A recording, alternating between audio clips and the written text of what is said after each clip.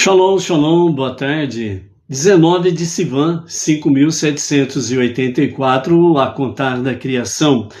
25 de junho de 2024, a Era Comum. Estamos em A Tarde com a Torá, trazendo a Parashá da semana e os seus ensinamentos. Estamos no terceiro dia da semana, é o terceiro dia para o Shabat, não perdendo a nossa conexão com o Shabat, que é importante, sem sombra de dúvidas, sempre estarmos conectados com o Shabat, porque o Shabat, ele é o espelho da redenção, os dias de Mashiach.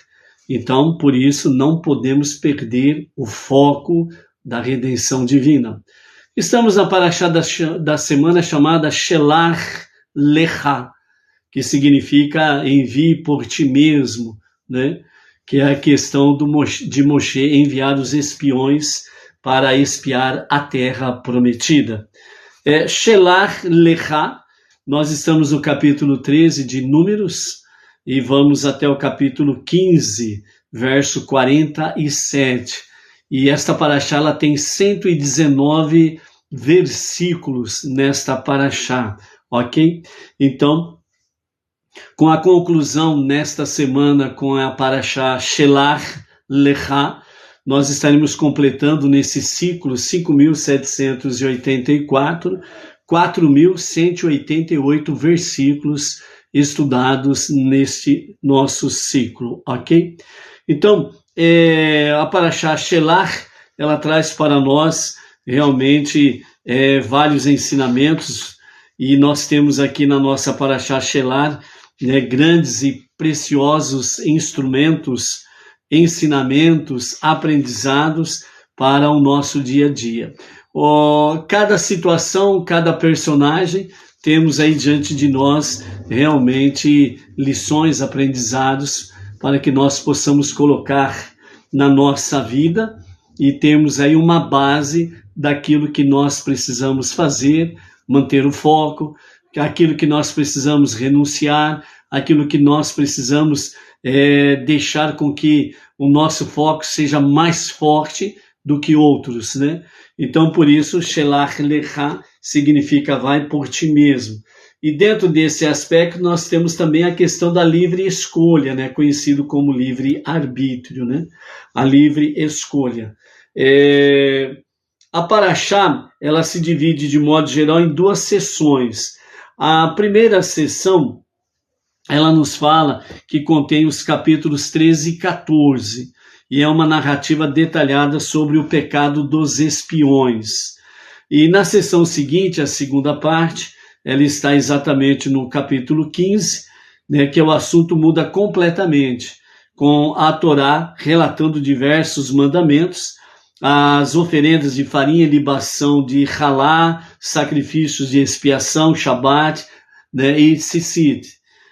No entanto, a parashá inteira é conhecida simplesmente pelo nome Shelach, envie, mas também ela é conhecida como Shelach Lecha, envie por ti mesmo ou para ti mesmo, como está no versículo 2 do capítulo 13 de Números, né?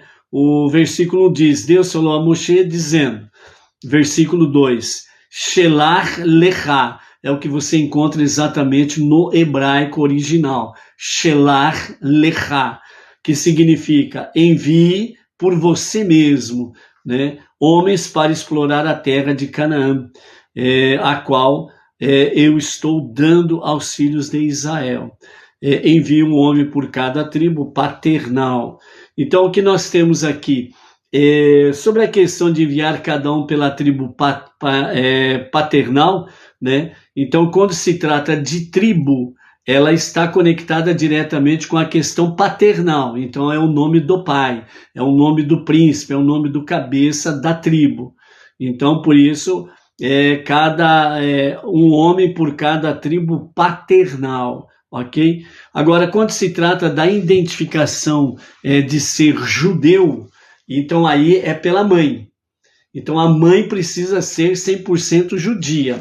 para que realmente o filho que venha a nascer, ele seja reconhecido como um judeu, mesmo que o pai não seja judeu, mas a mãe é judia, então dessa forma, sem sombra de dúvidas, ele é reconhecido, o filho, né, ou os filhos são reconhecidos como judeus sem sombra de dúvidas, ok? Então, por isso,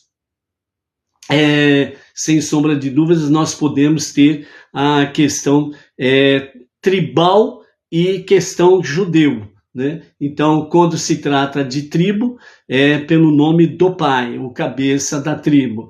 Quando se trata de identificação como judeu, então é pela mãe judia, ok? Então, esse é algo para mantermos o foco sobre a diferença de uma coisa ou outra, ok? Então, por isso, sem sombra de dúvidas, nós vamos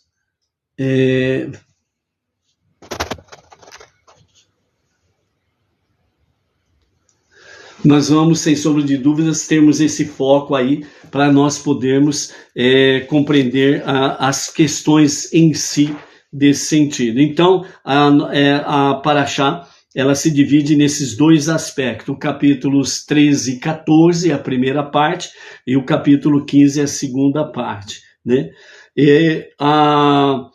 O envio dos espiões é à primeira vista, né, na história, enquanto as mitzvot no final da Paraxá são eternamente relevantes. Então, por que a Paraxá é nomeada de acordo com o pecado dos espiões? Que aconteceu no passado em vez das mitzvot não serem eternamente relevantes? É claro que a resposta simples a essa questão, segundo os comentários de Rashi, é que a Paraxá recebeu este nome da passagem que constitui a abertura da própria Paraxá.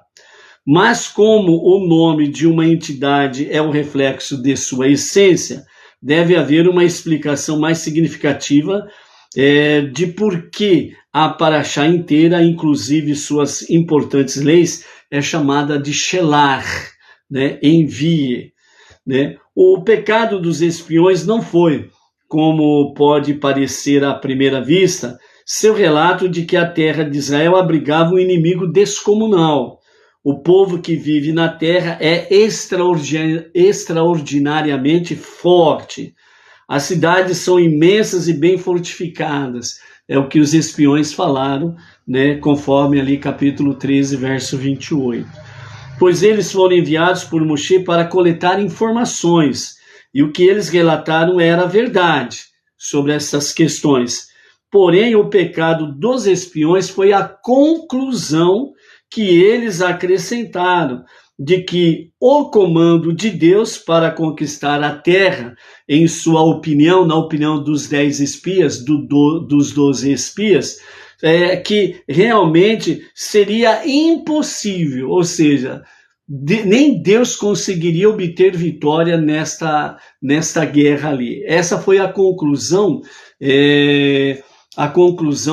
dos espias, né? 12 espias enviados, e mais 10 tiveram essa conclusão, certo? Então, nós vamos ver aqui, né, Moshe falando sobre isto, e o foco onde realmente Moshe deu a instrução para eles obterem informações, mas eles vieram com conclusões. Eles trouxeram informações, mas eles vieram com a sua conclusão, e não era da competência deles a conclusão.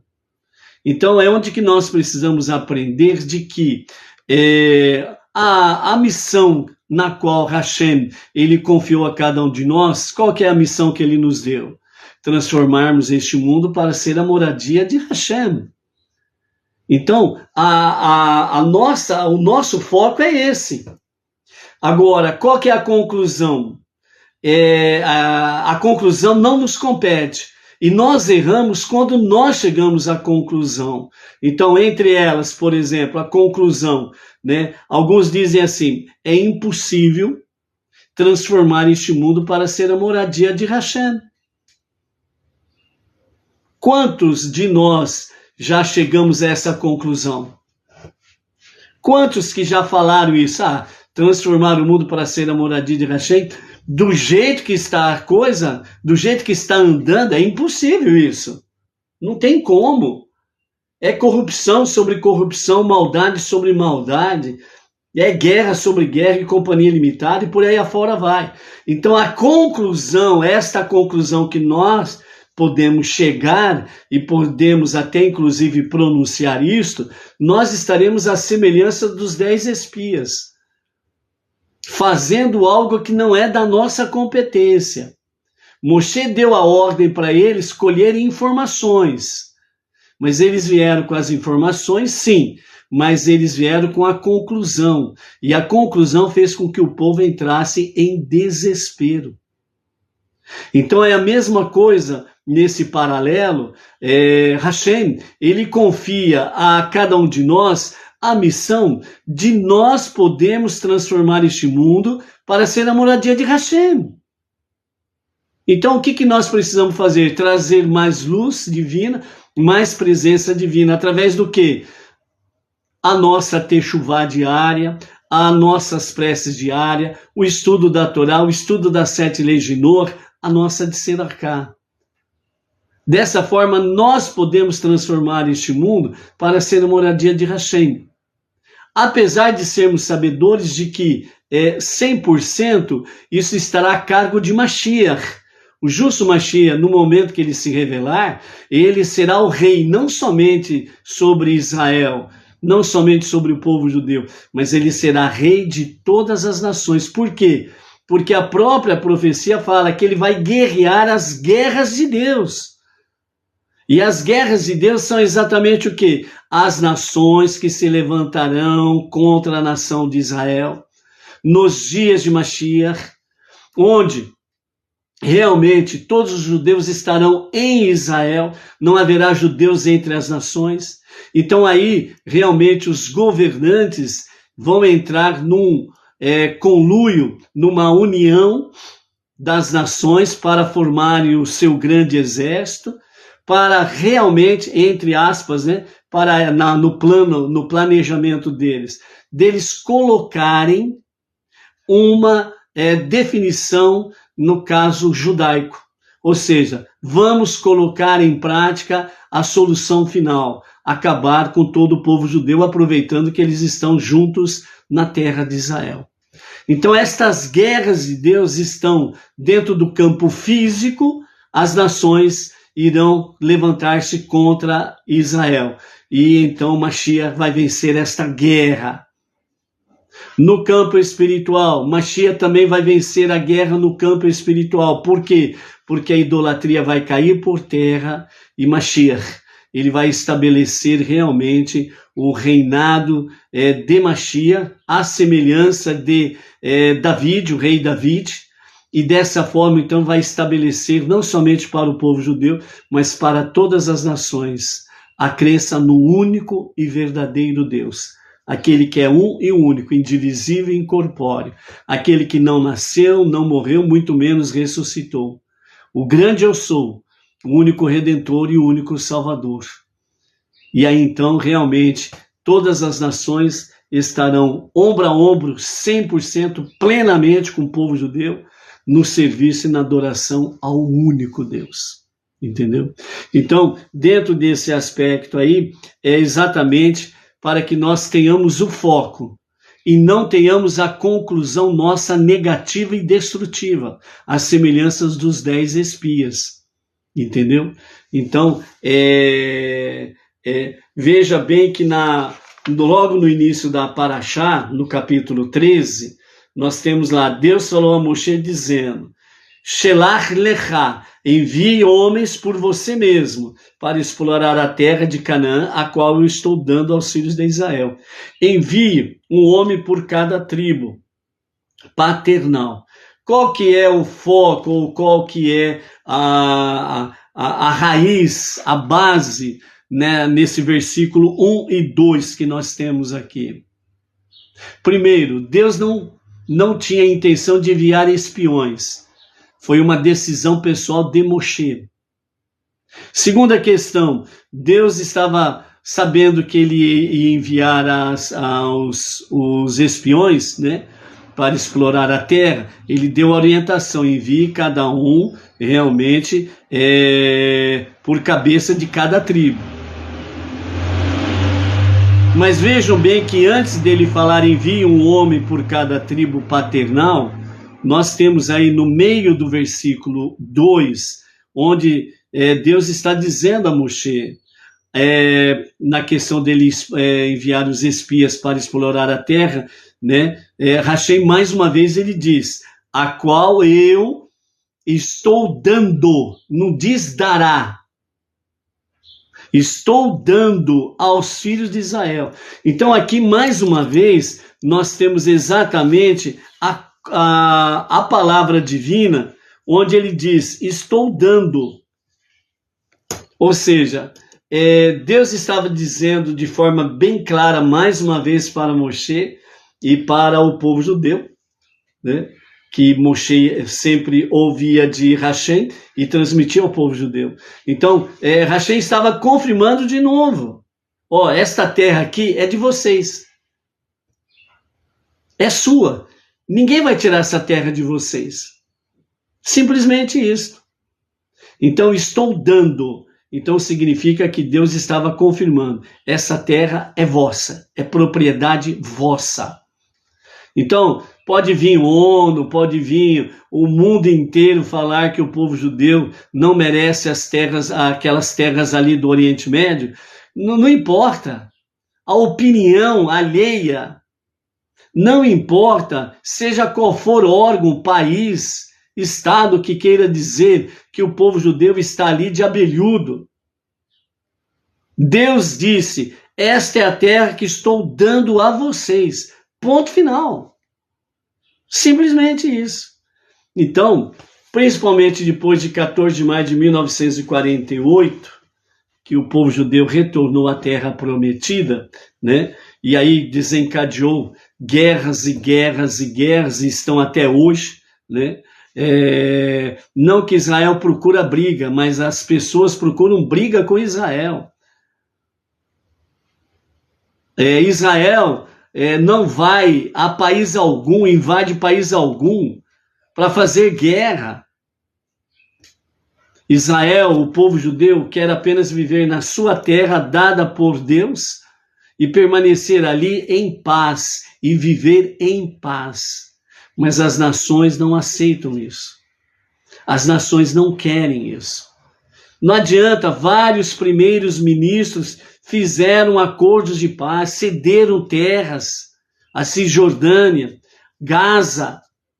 São pedaços de terra que o povo judeu, através do primeiro-ministro, cedeu em nome da paz, mas nunca houve paz com o povo judeu. Nunca houve paz com Israel. Porque o objetivo deles não é ter paz. O objetivo deles não é ter um estado, uma terra, etc. e tal. O objetivo deles, como diz a própria reza deles, é exterminar o povo judeu.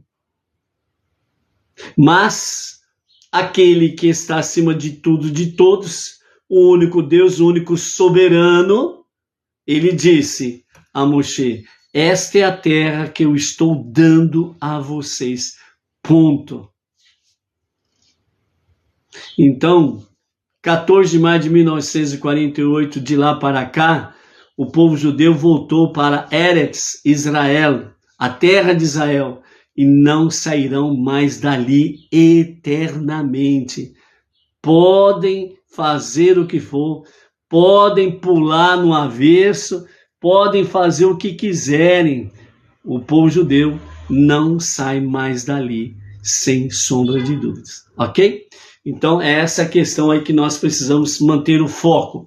Ou seja, desta forma, Deus deu para nós uma missão suprema, que é transformar este mundo para ser a moradia de Hashem.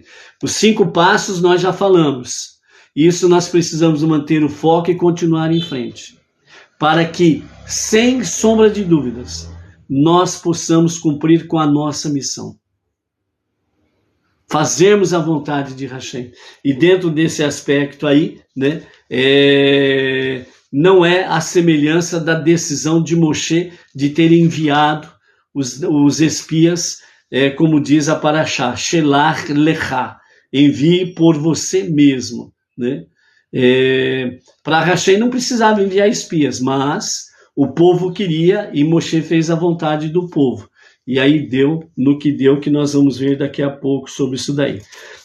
Dentro desse aspecto aqui, sobre a questão do envio dos espiões, nós temos uma conexão com Miriam. Lembra de Miriam, que falou que não devia e foi acometida de Tsarat, né, a doença sobrenatural, né? Alguns traduzem como lepra, outros comparam como a sarna, né, e coisas semelhantes assim. Mas na realidade, essa doença de Tsarat, ela não existe no diagnóstico médico. Por quê? Porque é uma doença espiritual. É Tsarat. É a mancha que aparece na pele e etc e tal, de acordo com o grau do pecado do judeu. E outro detalhe, essa era uma doença somente para o povo judeu, não era para as... Baruch Hashem. Tivemos uma queda do sinal, mas já voltando aí, ok? Então essa Tsarat, essa doença, era somente para o povo judeu. Era uma punição para o povo judeu. E era uma doença sobrenatural, de ordem espiritual. Médico não fazia diagnóstico. Quem fazia o diagnóstico eram os sacerdotes, os Kohanim. Então, por aí você vê que realmente era uma doença espiritual, a qual deixou de existir desde a destruição do segundo templo, no ano 69 e 70 da nossa era comum, com a destruição do segundo templo, ok? Baruch Hashem. Então veja bem, a conexão com Miriam e os espiões, Rashi explica que a Torá colocou a seção que trata do pecado dos espiões imediatamente depois do relato sobre o pecado de Miriam. Nós estamos no capítulo 13 e o pecado de Miriam foi registrado no capítulo 12 da Parashá passada, ok? Então ela vem na sequência, na realidade. Então, segundo os comentários do nosso Rebbe de Rashi, né, algumas questões sobre esta questão, né, de Miriam e o pecado dos espiões. A primeira delas é que os espiões foram enviados no dia 29 de Sivan, segundo Devarim 1:2, né? Imediatamente depois da conclusão do período de quarentena de Miriam, no dia 28 de Sivan.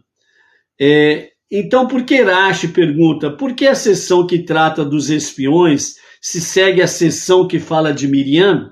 Certamente a razão é óbvia, porque um evento ocorreu logo após o outro, certo?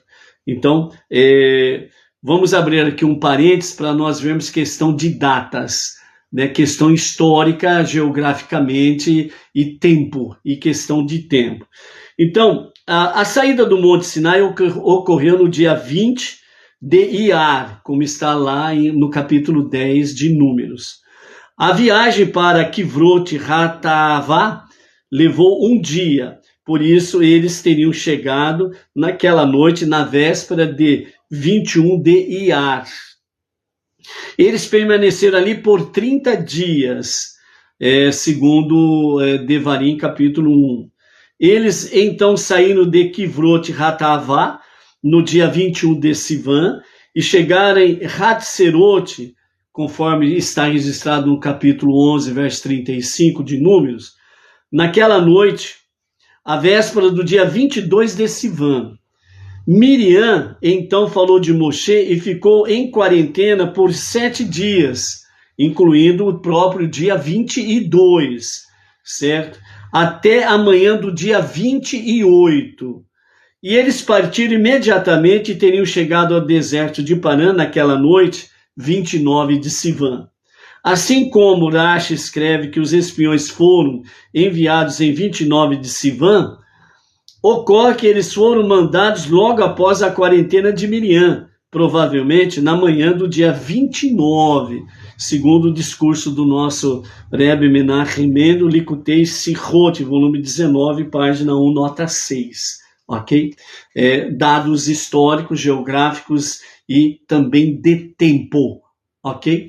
Para estarmos localizado isso. Então, por isso que os comentários de Rashi e do nosso Rebbe Menachem Mendel, dentro do Humash, fala exatamente sobre essa questão, que o pecado dos espiões foi logo em seguida ao pecado de Miriam. Então, os dois fatos estão conectados. Por que os dois fatos estão conectados? Aí vem, então, agora a segunda questão que nos fala. Rashi escreve que Miriam foi punida por estar preocupada com o assunto da fala, e não simplesmente punida por Lashon Hará, que é a maledicência, ok? Então, o que nos fala aqui sobre essa questão, essa segunda questão? Miriam foi punida por estar preocupada com o assunto da fala, e não simplesmente punida por Lashon Hará, maledicência. Segundo os nossos mestres, fala que Miriam, ela não pecou com Lashon Hará. A fala dela não foi uma fala maligna, não foi uma falha no sentido literalmente pecaminosa. Quando Moshe, entre aspas, reclamou com Hashem, reclamou com o Eterno, dizendo que ele não conseguiria levar o povo sozinho, então o Eterno orientou Moshe a trazer 70 anciãos, né? Homens vividos, experientes e com temor aos céus. E esses 70 homens, esses 70 anciãos, eles estariam junto com Moshe na questão do Sanhedrin, muito conhecido assim, que é a Casa da Justiça, né? O Supremo Tribunal Federal Judaico, para entender melhor essa questão, ok? Então, quando saiu a notícia dos 70 anciãos, né? Então a esposa de Moshe, ela simplesmente fez um comentário dizendo, né, as esposas desses 70 anciãos irão se lamentar e ficarão tristes, porque os seus maridos serão tirados delas, como o meu foi. Ou seja, ela estava dizendo ali, no sentido que as mulheres estivessem devidamente preparadas, como ela estava preparada quando Deus disse a Moshe para se separar da sua esposa e ele ficar 24 horas ritualmente puro. Por quê? Porque a qualquer momento do dia ou da noite, né, Deus chamava Moshe e Moshe tinha que estar imediatamente ritualmente puro para poder estar na presença divina. Bem como também quando Moshe tinha dúvidas que o povo trazia para ele não sabia responder, ou ele queria questionar a Deus sobre alguma coisa, então ele tinha que estar ritualmente puro para poder adentrar a presença divina. E Moshe ele já tinha cumprido a sua missão de ter filhos, né? E a sua esposa, de bom grado, ela aceitou essa separação, porque ela sabia realmente da importância de Moshe para o povo judeu. Então ela fez um comentário, Miriam ouviu, e ela foi falar com Aharon, o seu irmão mais velho, que era Aharon era o primogênito, portanto, mais velho que Miriam, que foi a segunda filha, né, a segunda filha dos seus pais, e Moshe foi o caçula. Então Miriam, ela procurou o seu irmão mais velho e comentou sobre isso daí, na presença do próprio Moshe. Então, o pecado de Miriam, por assim dizer, foi que ela não procurou Moshe no particular para tirar as dúvidas. Então ela falou com o seu irmão mais velho, Aharon, o que estava acontecendo com Moshe, que tinha se separado da sua esposa. Então, por causa desta conversa, certo? A conversa, ou seja, a fala, né? Ela foi punida. porque ela não usou o caminho correto. Não que houve maledicência da parte dela contra Moshe e contra Arão, tentando colocar um contra o outro, que a maledicência é certo? Então, a questão da fala, a preocupação com a fala, o que vão dizer a respeito do nosso irmão Aharon, Moshe, que se separou da mulher dele, né? Então, é a preocupação da fala, né? E aí, com isso, ela foi realmente punida com Tsaraat, ficando 7 dias, e nesses 7 dias de isolamento, ela já estava curada, porque Aharon pediu para Moshe, né, pedir a cura para o Eterno. Moshe fez a prece e ela foi curada imediatamente, mas não deixou de sofrer a punição da separação de 7 dias, por ter trazido a questão da preocupação da fala, né? O que vão dizer, né? Então a questão do Lashon Hará, né? A fala negativa, ok? E aí quando cessa a punição dela, né? Então isso acontece na manhã do dia 28, imediatamente eles são colocados em viagem, vão para o deserto de Parã, chegando já próximo da noite, e então automaticamente estariam entrando no dia 29 de Sivan, e então na manhã seguinte é onde que os espias, né, eles vão para a sua missão aí. Então esse é um dado para nós estarmos localizados sobre a questão de Miriam e os espias, ok? Os espiões, né? Dentro desse aspecto aqui, até os espiões, melhor dizendo, né? Os 10 espiões, né? Eles cometeram, qual o pecado que eles cometeram quando eles voltam realmente de explorar a terra?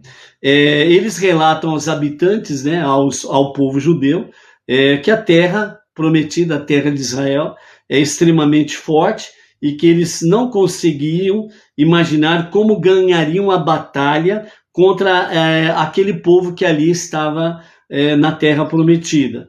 Eles estavam dizendo a verdade, né, pelo fato de que eles não foram acusados por Caleb de estarem mentindo, né? Então, o relato em si dos 10 espias estava correto, eles estavam trazendo o relato daquilo que realmente são as informações, né?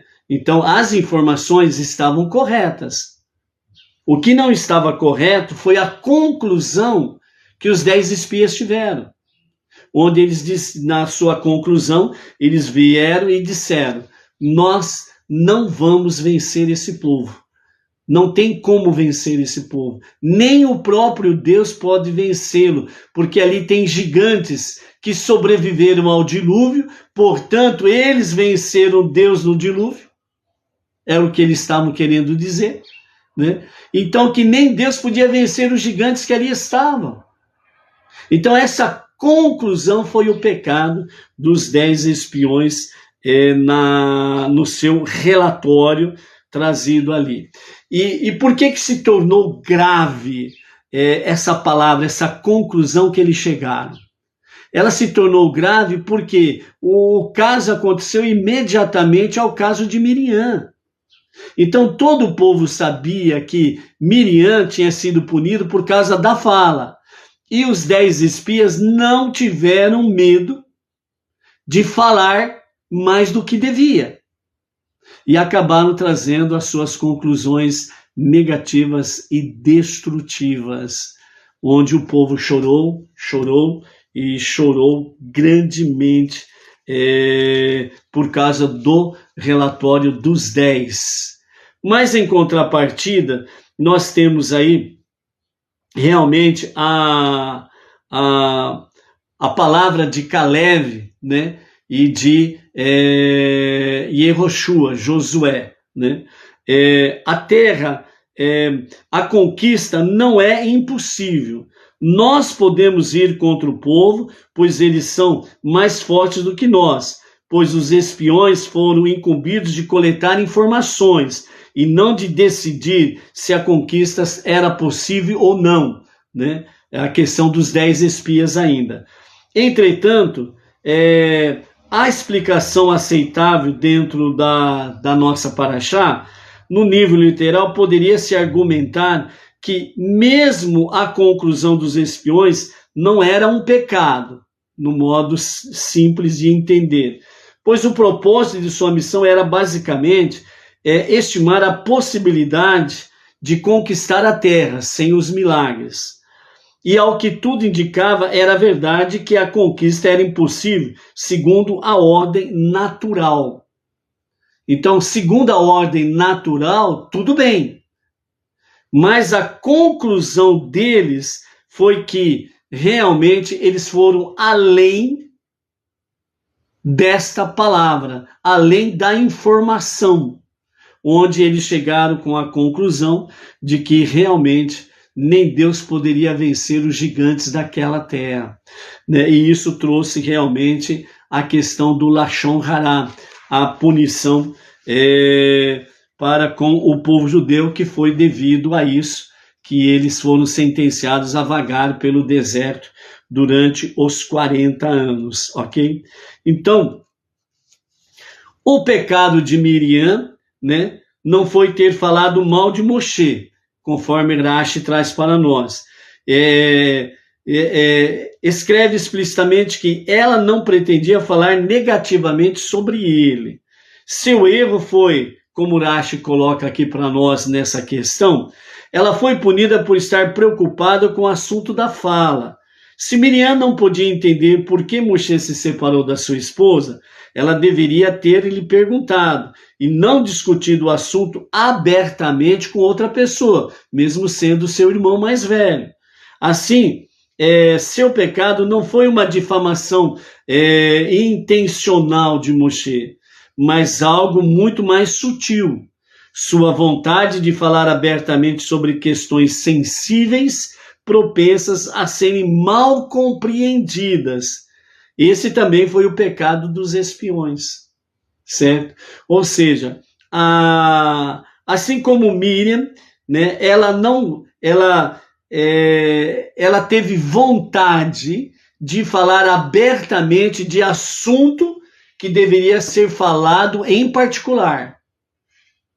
Assim também os 10 espiões, eles também ficaram à vontade para falar abertamente e não procuraram falar com Moshe de forma particular, sem o povo ouvir.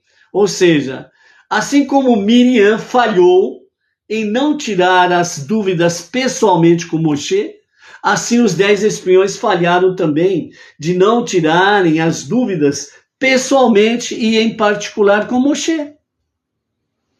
E falaram abertamente.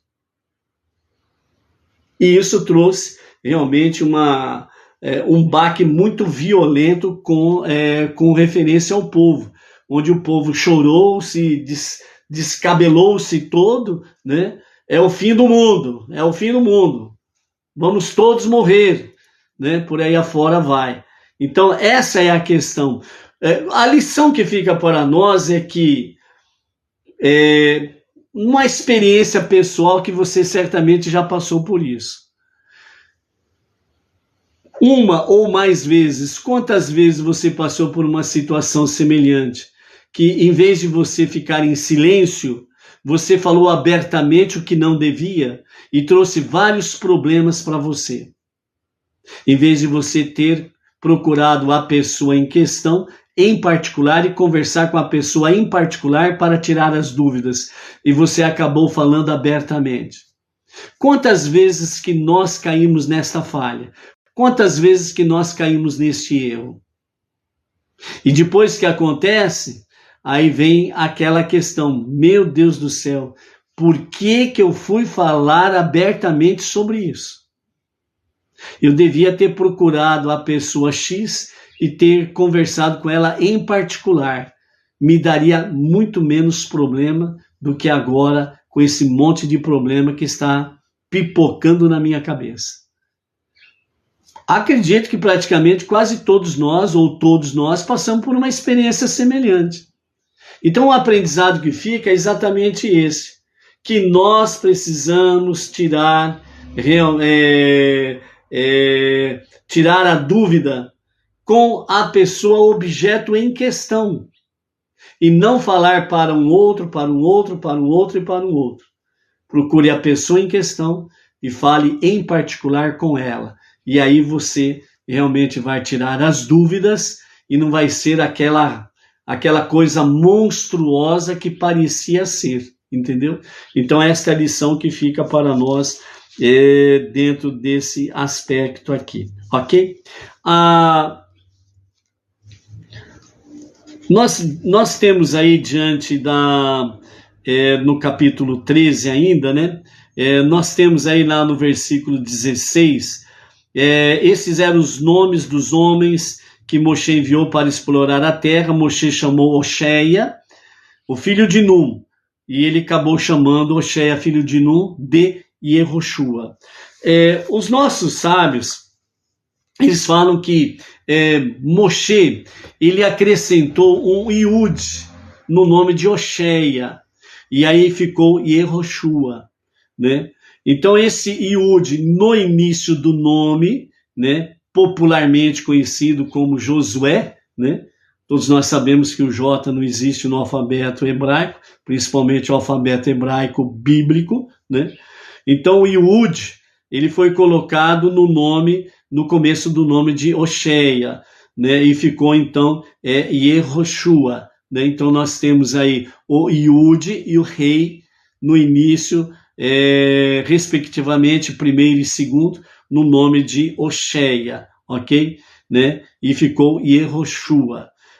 Nesse sentido, nós temos o Iud, que está conectado diretamente com o nome de Hashem, como também o rei está conectado diretamente com o nome de Hashem. Então, Moshe utilizou-se do Iud no início do nome de Oxéia, que Deus havia retirado do nome de Sarai. Lembram de Sarai? A matriarca, a esposa de Avraham. Então, ela se chamava Sarai. Quando Deus mudou o nome de Sarai para Sara, ele tirou o Iud no nome final de Sarai. Tirou o Iud e ficou Sará. Então, este Iud, né, os nossos mestres trazem que agora o Eterno, ele vem e ele restaura o Iud, que está no tetragrama sagrado, para o nome de Oxéia, onde vem no início do seu nome, e dessa forma, então, ele passa a ser conhecido como Yehoshua, né? Josué é uma forma simplória, né? E também acaba tirando do próprio contexto, né, bíblico, a questão de Yehoshua, né? Por causa do Iud, né? O Iud, que está conectado com Hashem, o tetragrama sagrado, ok? Então, dessa forma, Deus utilizou o Iud, que estava no nome de Sarai, né? E tirou o Y de Sarai, ficando Sara, e agora ele restaura o Iud no nome de Oxéia, ficando Yehoshua, né? A Torá refere-se a ele como Yehoshua antes mesmo desse incidente, em honra a Moshe, que lhe deu este nome. Por que Moshe fez isso? Segundo os nossos mestres, diz: Moshe, ele temia que os espiões pudessem não levar a incumbência a cabo de maneira correta. E assim ele adicionou a Oxéia o Iud, que vale como nome de Deus, como se para dizer que Deus salve Oxéia, que agora passou a ser Yehoshua, dos perversos planos dos espiões. Por que Moshe preocupou-se especialmente com Oxéia, sobre essa questão, passando a ter o nome Yehoshua? Como a paraxá passada era de conhecimento geral através da profecia anunciada por Eldad, que após o falecimento de Moshe, Yehoshua sucederia a Moshe na liderança do povo. Então, dessa forma, Moshe pensou que Yehoshua pudesse juntar-se aos espiões por causa da sua grande modéstia. O que significa isso? Existe aquela expressão, né? Tal mestre, tal aluno, tal mestre, ou seja, a cara do mestre está na cara do aluno, né? A cara do aluno é a cara do seu mestre. É justamente falando sobre a questão de aprendizado, né? Que o aluno ele aprende com o seu mestre, mas ele aprende de tal forma que parece que o aluno é o próprio mestre, por ter aprendido com muito afinco, com muita dedicação aos ensinamentos do seu mestre. Então, dentro desse sentido, a modéstia, né? Nós vimos na paraxá passada, a grande modéstia, a grande humildade de Moshe. E Yehoshua, ele não fugiu à regra. A modéstia, a humildade de Yehoshua era muito grande. Não na mesma dimensão de Moshe, mas era algo próximo a Moshe. Então, nesse sentido, Moshe, ele ficou preocupado, segundo os nossos sábios trazem para nós, que a grande modéstia, a grande humildade de Yehoshua, ele poderia juntar-se, somar-se com os 10 espias para trazer uma conclusão negativa no seu relatório de ter espiado a terra. E qual seria o objetivo de Yehoshua? Tardar a morte de Moshe. Porque ele não queria, e todo o povo sabia, e Yehoshua sabia, que Moshe não ia entrar na terra prometida. Que outro iria substituí-lo. E na paraxá anterior, nós vimos aí que Osheia, depois recebendo o nome, a letra Yud, passou a ser conhecido como Yehoshua, ele sucederia, de fato, a Moshe. Então a preocupação de Moshe era que, realmente, ao fazer a sua prece em favor de Osheia, e acrescentar o Yud no nome de Osheia, para que ele se tornasse Yehoshua, para que de fato ele tivesse a proteção divina em toda a sua psique, em toda a sua, no seu cérebro, na sua mente, para que ele não se deixasse levar pelos outros 10, e assim viesse a retardar a própria morte de Moshe e a própria entrada do povo judeu na terra prometida. Então, com a sua prece e com o Yud acrescentado ao nome de Osheia, então Yehoshua, ele ficou com a sua psique, ele ficou com a sua mente, com o seu cérebro, ele ficou protegido contra as astutas armadilhas dos 10 espiões. E assim não retardaria nem a morte de Moshe e não retardaria a entrada do povo judeu na terra prometida, no momento que estava já pré-determinado por isso. Então, por isso, Moshe, ele faz isto para que realmente Yehoshua tivesse essa proteção divina, para que ele não viesse se contaminar realmente com os 10 espias. Por isso, a troca do nome para Yehoshua denota que mesmo antes da missão começar, Moshe suspeitava que não terminaria bem, né? Não obstante permitir que os espiões fossem, pois o povo assim queria. E Deus não nega o povo o direito da livre escolha. A única coisa que Deus não mexe no ser humano é a sua livre escolha. O ser humano ele pode escolher ser bom. Aí ele vai ter uma consequência lógica da sua escolha. Ele pode escolher de ser mal. E ele vai ter as consequências lógicas da sua escolha. Somente o ser humano, ele pode dizer sim ou não para Deus. Porque Deus dotou o ser humano do livre-arbítrio, né, conhecido popularmente, mas é literalmente livre escolha. Só o ser humano pode dizer sim ou não para Deus. Ponto final.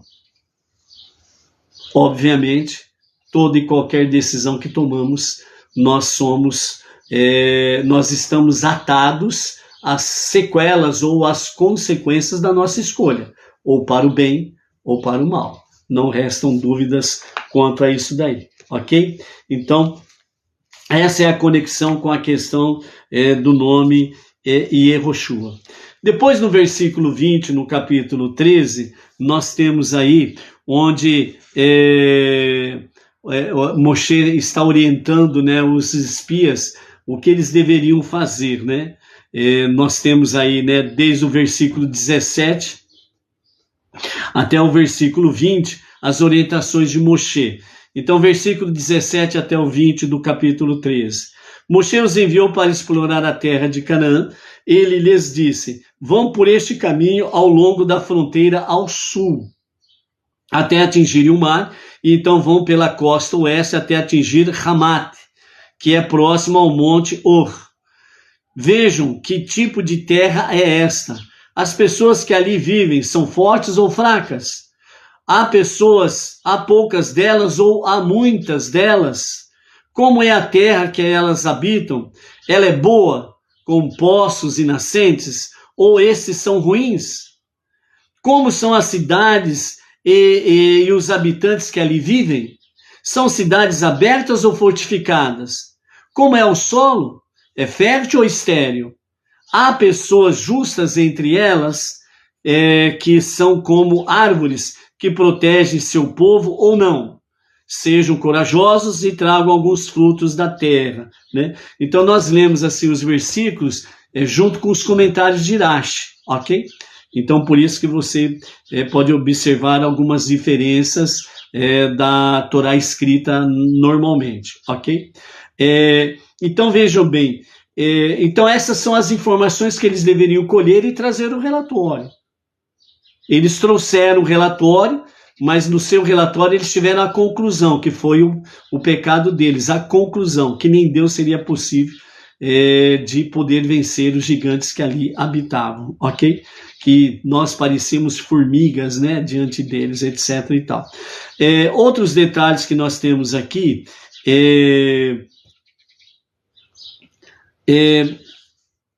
aqui fala, né, na Torá escrita tradicionalmente, há entre eles árvores ou não.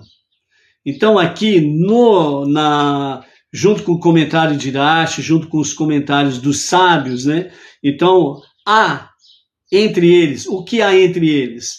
Então há pessoas justas entre eles? Porque as pessoas justas, aonde elas estão, elas servem como proteção para as pessoas que estão ao seu redor e derredor. Entendeu? Então essa é a questão. Por isso, né, aquilo que os nossos mestres dizem, né? Compreender a Torá escrita sem a Torá oral é impossível. E é isso que Irache traz para nós aqui, né? E o nosso Rebbe, dentro do Rumash, traz para nós os comentários de Irache justamente para que o leitor, melhor dizendo, ele possa compreender realmente o significado. Há entre eles árvores ou não? Então parece, na primeira leitura, as pessoas que não têm conhecimento, certo? Dos sábios judeus, bem entendido, né? Então há entre eles árvores ou não? Então as pessoas já pensam logo mesmo árvore literalmente falando. Mas aqui o sentido que está realmente, árvores significam realmente se há pessoa justa entre eles ou não. Por quê? Porque as pessoas justas, elas têm mérito de proteger aqueles que estão ao seu redor e ao seu derredor. E isso dificultaria, sem sombra de dúvidas, o trabalho realmente do povo que estava chegando, certo? E de acordo com essa questão aqui, né, se há justo entre eles, Jó, Iov, né, Foi justamente nessa época que Iov morreu, porque ele habitava na terra de Canaã. Segundo os sábios, eles falam que foi aqui, quando os espias estavam lá fazendo exploração da terra, né?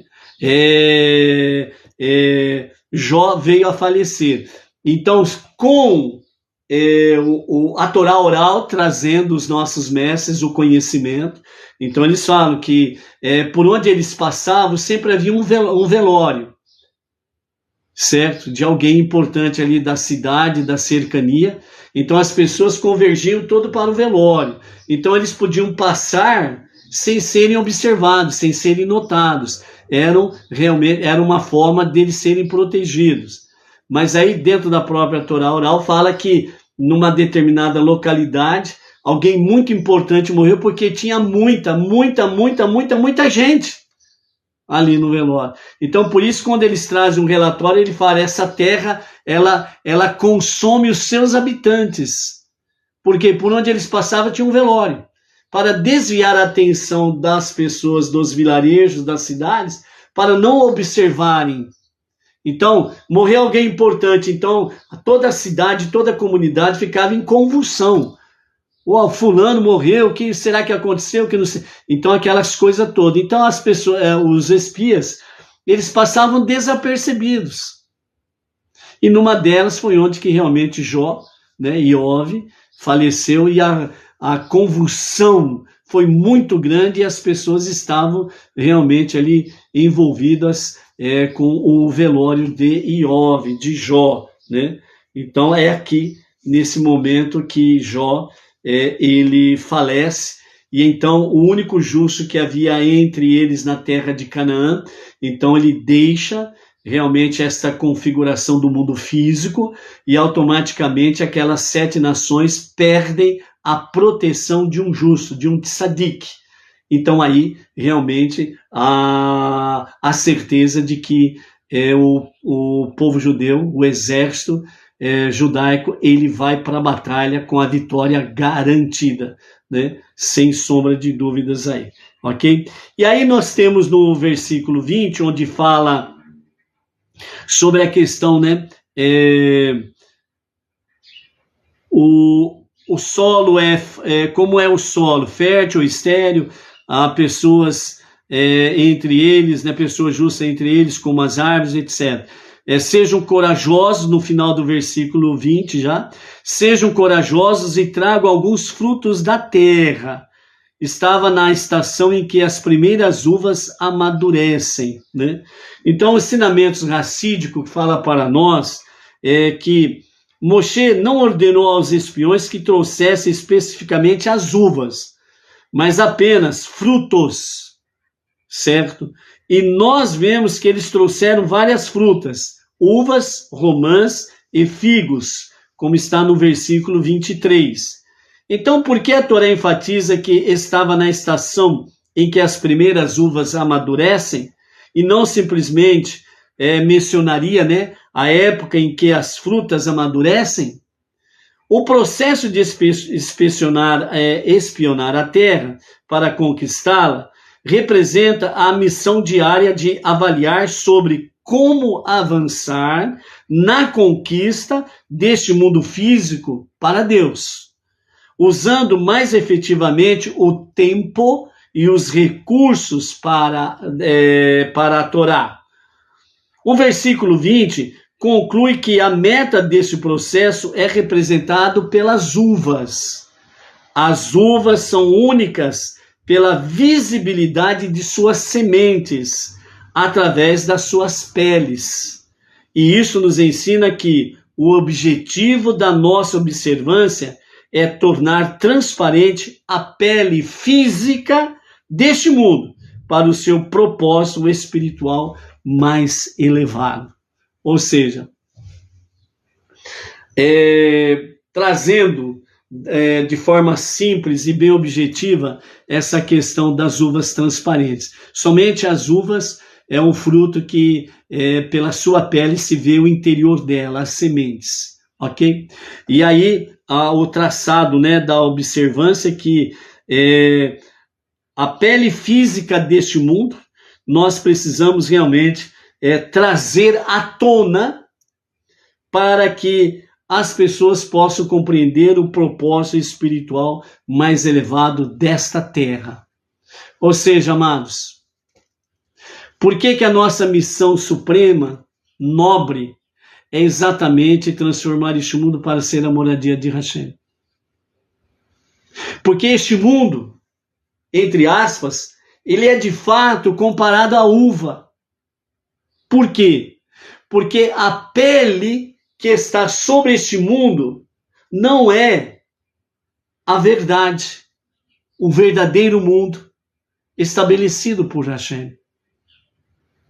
Ou seja, como diz na Kabbalah, o que você vê na superfície desta terra são kelipote, cascas. E aqui, o que Moshe disse por providência divina, dentro de um campo profético, é que nós precisamos trazer à superfície realmente a realidade do mundo, o mundo verdadeiro, não esse que nós estamos vendo e nem esse que nós estamos pisando. Mas realmente, a partir do momento que nós trazemos a Torá, as 7 leis universais, a partir do momento que nós nos dedicamos realmente à nossa techuvá diária, às nossas preces diárias, à nossa tzedakah, nós estamos refinando o mundo. Ou seja, nós estamos passando uma lixa no mundo para tornar a sua pele cada vez mais transparente. Ou seja, esse mundo que você precisa ver está abaixo desta pele deste mundo.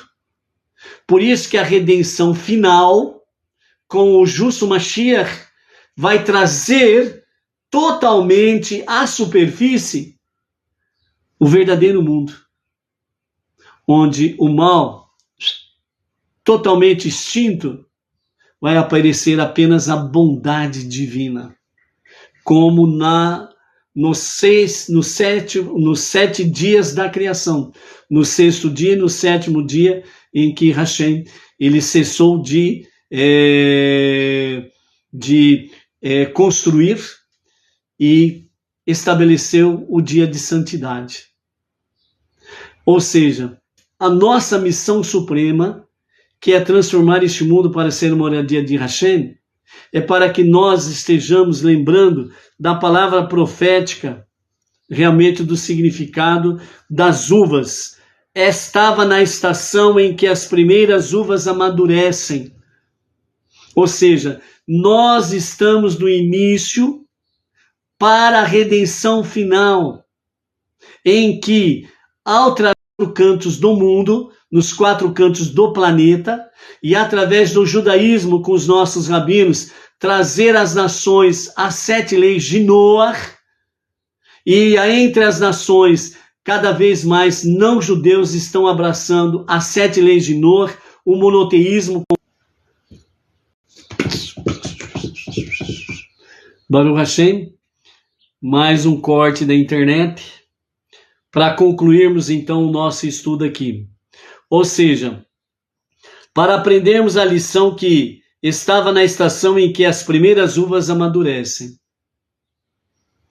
Quando realmente Hashem nos chama para sermos sócios no seu projeto de transformar este mundo para ser a sua morada, é exatamente isso, que nós possamos levar aos 4 cantos, às nações, aos não-judeus, que Mashiach está para se revelar a qualquer momento, e a qualquer momento mesmo agora, amém, vem amém.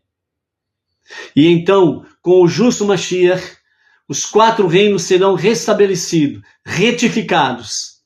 O mal deixará de existir plenamente, e então será estabelecido o reino de Mashiach, que conduzirá não somente o povo judeu, mas conduzirá todas as nações a servir o único Deus. É o último passo para o Olam Rabá, para a vida eterna. Então, este é o mundo que Deus quis desde o princípio, estabelecer aqui neste mundo inferior. Um local onde ele pudesse estar no meio do seu povo. E é por isso que a nossa missão suprema é esta. E nós não podemos perder este foco. Por isso, devemos cada vez mais, não somente vivermos, mas anunciarmos cada vez mais o monoteísmo com fundamento judaico e orientação rabínica para as nações, os povos não judeus.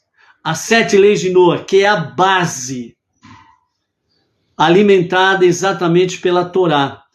E nesse sentido, nós estaremos estabelecendo realmente que o mundo seja a moradia de Hashem, quebrando as forças do mal. Mesmo que saibamos que somente o Mashiach plenamente concretizará esta ação, mas nós estamos aqui para quebrar cadeias, prisões, para quebrarmos as correntes do mal no nosso dia a dia, para que a missão de Mashiach ela seja mais rápida, mais completa, mais perfeita, porque ele estará dando continuidade à nossa ação, ao nosso trabalho, no qual Hashem, o Eterno Soberano, nos chamou para esta realidade. Por isso, Shelach Lecha, vai por ti mesmo. Isso significa que nós precisamos assumir a nossa posição como Benei Noach e levarmos cada vez mais em frente. Lembrando que, entre aspas, num paralelo de Yehoshua, Osheia para Yehoshua, né, que as nossas mentes sejam protegidas diante de tantos infortúnios de falsas profecias e falsos profetas, e venhamos viver na verdade a raiz da Torá, a raiz das 7 leis de Noach, e estarmos anunciando realmente aquele que é um e único, indivisível e incorpóreo, aquele que não nasceu, não morreu, nem ressuscitou, o único Deus, o único Criador, o único Redentor e o único Salvador.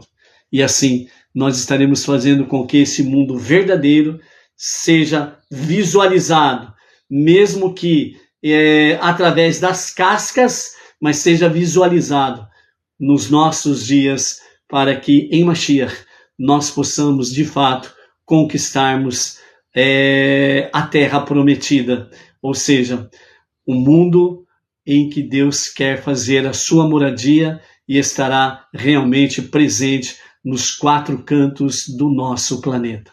Então é isso daí, amados. Vamos em frente na nossa jornada aí, ok? Baruch Hashem. Shalom, shalom. Até lá.